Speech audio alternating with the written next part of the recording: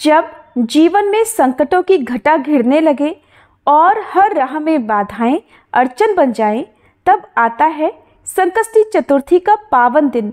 एक ऐसा व्रत जो न केवल विघ्नों का नाश करता है बल्कि मनोकामनाओं को सिद्धि भी प्रदान करता है। ओम श्री गणेशाय नमः। आप सभी को ज्येष्ठ मास कृष्ण पक्ष संकष्टी चतुर्थी की हार्दिक शुभकामनाएं। ये दिन विशेष रूप से विघ्नहर्ता भगवान गणेश की कृपा प्राप्त करने का अवसर होता है। जब भक्त उपवास रखते हैं, रात में चंद्रमा को अर्घ्य अर्पित करते हैं और विधि पूर्वक गणेश भगवान की पूजा करके व्रत का पारण करते हैं। संकष्टी चतुर्थी पर श्रद्धा और नियम पूर्वक किया गया पूजन सभी विघ्नों को दूर करता है, भक्तों के जीवन में सुख शांति और समृद्धि लेकर आता है। आइए जानते हैं ज्येष्ठ मास के कृष्ण पक्ष की संकष्टी चतुर्थी की तिथि और शुभ मुहूर्त के बारे में। ज्येष्ठ मास कृष्ण पक्ष चतुर्थी तिथि प्रारंभ होगी 16 मई दिन शुक्रवार को सुबह 4:03 से और 17 मई शनिवार की सुबह 5:13 पर चतुर्थी तिथि समाप्त होगी। ऐसे में हिंदी पंचांग के अनुसार 16 मई दिन शुक्रवार को एकदंत संकष्टी चतुर्थी का व्रत रहेगा। चतुर्थी तिथि महीने में 2 बार आती है, एक कृष्ण पक्ष में और दूसरा शुक्ल पक्ष में। साथ साथ आपको बता देते हैं शुक्ल पक्ष में चतुर्थी का व्रत कब रहेगा। तो 30 मई दिन शुक्रवार को विनायक चतुर्थी यानी ज्येष्ठ मास के शुक्ल पक्ष की चतुर्थी का व्रत रखा जाएगा। 16 मई शुक्रवार को सूर्योदय होगा सुबह 5:49 पर, सूर्यास्त शाम 6:57 पर। ब्रह्म मुहूर्त सुबह 4:12 से 5 बजे तक रहेगा। इस दिन सिद्धि योग और साध्य योग बन रहे हैं। सर्वार्थ सिद्धि योग में संकष्टी का व्रत रहेगा। सिद्धि योग सुबह 7:15 तक और बाद में साध्य योग पूरा दिन रहेगा।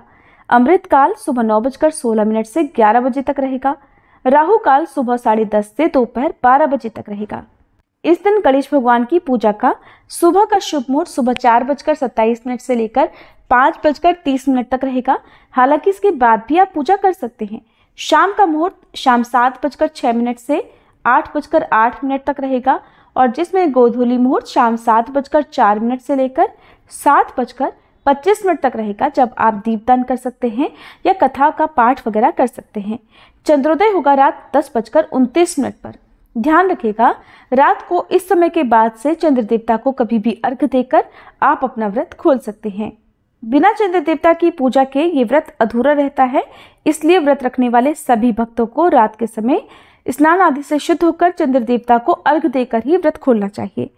चतुर्थी का व्रत रखने वाले भक्तों को सुबह जल्दी उठकर स्नान करके घर के पूजा स्थान को भी स्वच्छ करके फिर पूरी श्रद्धा और लगन के साथ भगवान के समक्ष बैठकर पूजा करने का या व्रत रखने का संकल्प लेना चाहिए। फिर धूप दीप जलाकर मंत्रों का जाप करके कथा का श्रवण करके व्रत प्रारंभ करना चाहिए। भगवान गणेश की पूजा सामग्री में गुलाब के पुष्प, दूर्वा घास, लड्डू, मोदक, चने, पंचामृत और चूरमा आप अवश्य रखें। पूजा करते समय ओम गंग गणपते नमः मंत्र का जाप करना चाहिए। इस दिन किसी पर क्रोध ना करें, किसी पर दोषारोपण ना करें, घर पर आए हुए किसी भी जरूरतमंद को खाली हाथ ना लौटाएं।